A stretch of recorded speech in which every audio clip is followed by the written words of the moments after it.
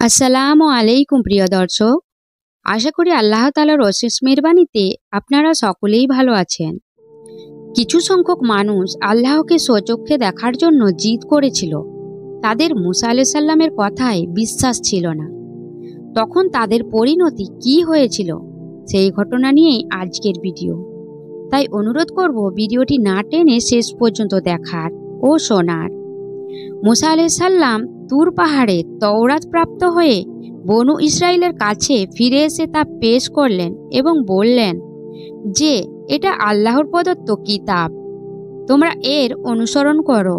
তখন কিছু সংখ্যক উদ্ধত লোক বলে উঠল, যদি আল্লাহ স্বয়ং আমাদের বলে দেন যে এটি তার প্রদত্ত কিতাব, তাহলেই কেবল আমরা বিশ্বাস করব, না হলে নয়। হতে পারে তুমি সেখানে 40 দিন বসে বসে এটা নিজে লিখে এনেছো।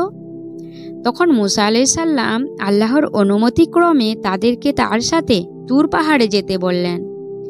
বনু ইসরাইলরা তাদের মধ্যে বাছাই করা 70 জনকে মনোনীত করে মুসা আলাইহিস সালামের সাথে তুর পাহাড়ে প্রেরণ করল। সেখানে পৌঁছে তারা আল্লাহর বাণী সকর্ণে শুনতে পেল।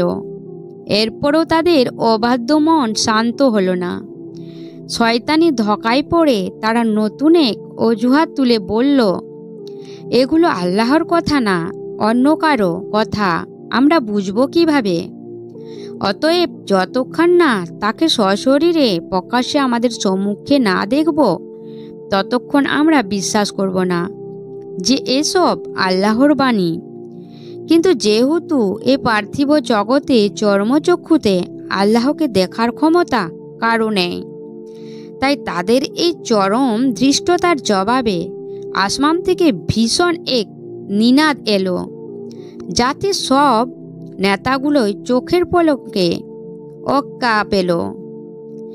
অকস্মাৎ এমন ঘটনায় মুসা আলাইহিস সালাম বিস্মিত ও ভীত বিহ্বল হয়ে পড়লেন।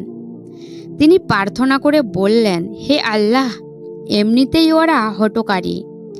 এরপর এদের এই মৃত্যুতে লোকেরা আমাকে দায়ী করবে, কেননা মূল ঘটনার সাক্ষী কেউ থাকলো না আমি ছাড়া।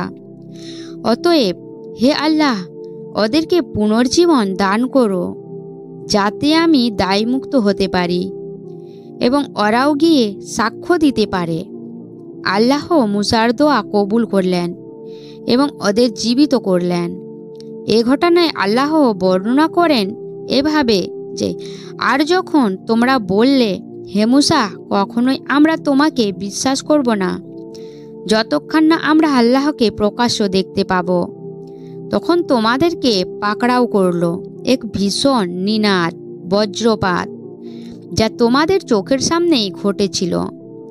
অতঃপর তোমাদের মৃত্যুর পর আমরা তোমাদেরকে পুনর্জীবিত করলাম, যাতে তোমরা কৃতজ্ঞতা স্বীকার করো।